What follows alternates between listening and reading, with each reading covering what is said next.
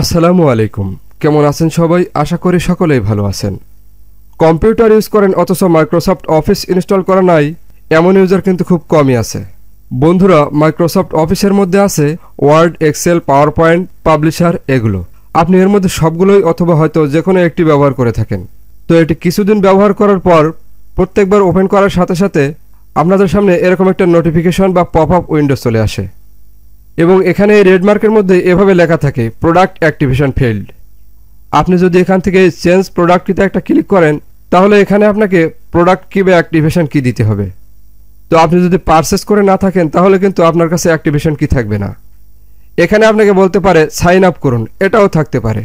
তো আপনি যেটাই করুন না কেন, আপনি যদি পারচেস না করেন তাহলে কিন্তু আপনার সামনে এরকম আসতেই থাকবে, অর্থাৎ তারা আপনাকে এটি টাকা দিয়ে পারচেস করতে বলছে।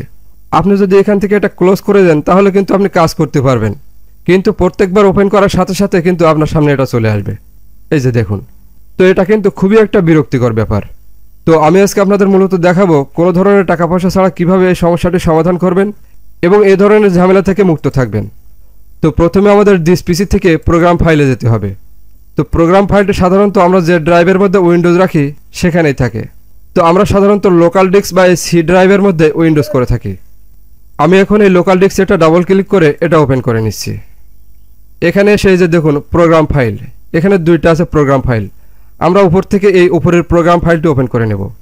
তো আমি এখানে একটা ডাবল ক্লিক করছি। এখানে এসে আপনি মাইক্রোসফট অফিস প্রোগ্রামটি খুঁজে বের করবেন। এই যে মাইক্রোসফট অফিস, আপনি এখানে একটা ডাবল ক্লিক করে এটা ওপেন করে নেবেন। এরপর এখানে দেখুন অফিস 15, আপনার এখানে 15, 16, 14 যে কোনো একটি থাকতে পারে। আপনি এখানে একটা ডাবল ক্লিক করে এটা ওপেন করে নেবেন।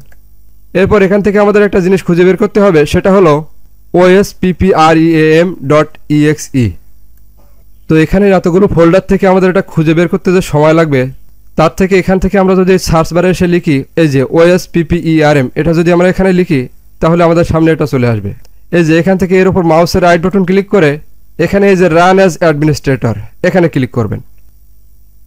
এভাবে আপনি একইভাবে এই কাজটি 3 বার করবেন। তো আমি এখান থেকে সেকেন্ড টাইম আবার করলাম, এরপর থার্ড আরও একবার।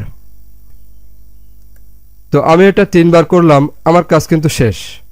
এখন আমি এটা এখান থেকে ক্লোজ করে দিয়ে আমি মাইক্রোসফট অফিসের ওয়ার্ড প্রোগ্রামটি আবার ওপেন করে দেখি।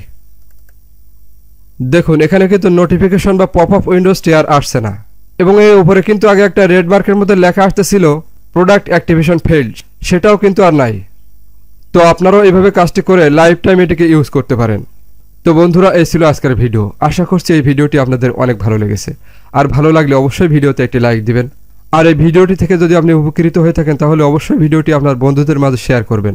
আর আপনি যদি আমার চ্যানেলে এখনও নতুন দর্শক হয়ে থাকেন তাহলে এই ধরনের ভিডিও আরও পেতে আমার চ্যানেলটিকে সাবস্ক্রাইব করে পাশের বেল আইকনটি অন করে রাখবেন। আর যারা অলরেডি চ্যানেলটিকে সাবস্ক্রাইব করেছেন তাদেরকে অসংখ্য অসংখ্য ধন্যবাদ।